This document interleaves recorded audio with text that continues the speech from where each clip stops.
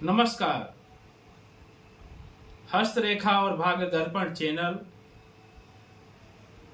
को आप अच्छी तरह से समझते होंगे और मेरा अनुमान यह है कि आप किसी का भी हाथ देखने में, हस्तरेखा परीक्षण करने में समर्थ हो गए होंगे। यह बहुत अच्छी बात है कि आप किसी का भी हस्तरेखा परीक्षण करने में समर्थ हो गए हैं। हमारे बहुत से दर्शकों का फोन आया था कि हम किसी का हस्तरेखा परीक्षण करने में समर्थ हो रहे हैं। थोड़ी सी त्रुटियां अवश्य हो जाती हैं, लेकिन कुछ भविष्यवाणी भी कर देते हैं, वह 100% सही निकलती है। तो हम आप सभी से यही आशा करेंगे कि आप अभी भविष्यवाणी न करें, नहीं तो बिना प्रैक्टिकल के, बिना गुरु के ज्ञान नहीं होता है।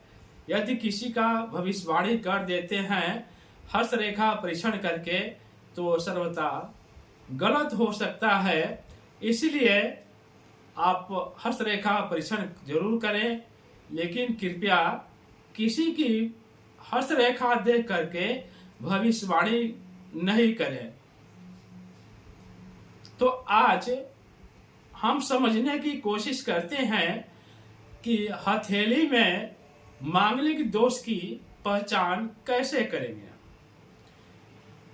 हथेली पर जब आप किसी का हस्तरेखा परीक्षण करते हैं तो आप अपनी निगाहें पूरे हाथ पर दौड़ाइए, यानी जल्दीबाजी में कोई निर्णय मत लीजिए।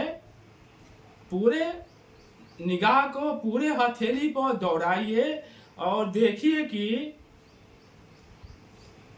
हथेली पर कहीं चूल्हा का चिन्ह होता है, यानी कहीं चूल्हा का चिन्ह है।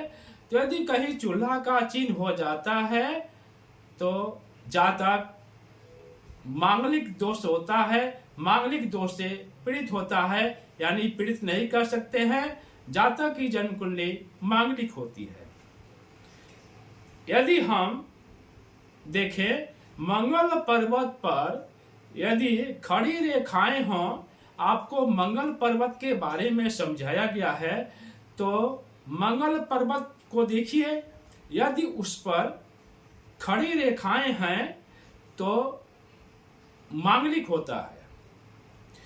यदि हथेली में ढाल का चिन्ह दिखाई देवे तो मांगलिक होता है। हथेली में मंगल पर्वत या किसी अन्य जगह पर यदि तलवार जैसी आकृति दिखाई दे, तलवार जैसी कोई चिन्ह दिखाई दे, तो वह मांगलिक होता है। हथेली पर मंगल पर्वत पर कहीं भी अंकुश का चिन्ह दिखाई दे तो वह मांगलिक होता है। शास्त्रकारों ने मांगलिक दोष के परिहार को बताया है, यानी कैसे मांगलिक दोष नष्ट हो जाता है, इसका समापन हो जाता है। शास्त्रकारों ने इसके परिहार को बताया है। ग्रहों की स्थिति मंगल के साथ शनि या कोई पाप ग्रह का साथ या कोई अन्य भाव में पड़े तो मांगलिक दोष नहीं बनता है। वर कन्या का मांगलिक दोष भंग हो जाता है। कभी कभी यदि लड़के की जन्म कुंडली में मांगलिक है और लड़की की जन्म कुंडली मांगलिक नहीं है और इन्हीं भावों में शनि या कोई पाप ग्रह है, तो कुंडली का जब मिलान किया जाता है तो मांगलिक दोष का परिहार हो जाता है। यानी यदि किसी लड़के या लड़की की जन्म कुंडली मांगलिक है और जैसे वर की जन्म कुंडली मांगलिक है और लड़के की जन्म लड़की की जन्म कुंडली मांगलिक नहीं है तो उसके जन्म कुंडली को देखा जाए और उन्हीं भाव में शनि या कोई पाप ग्रह हो तो शादी करने के बाद मांगलिक दोष का परिहार हो जाता है, ऐसे शास्त्रकारों ने बताया है।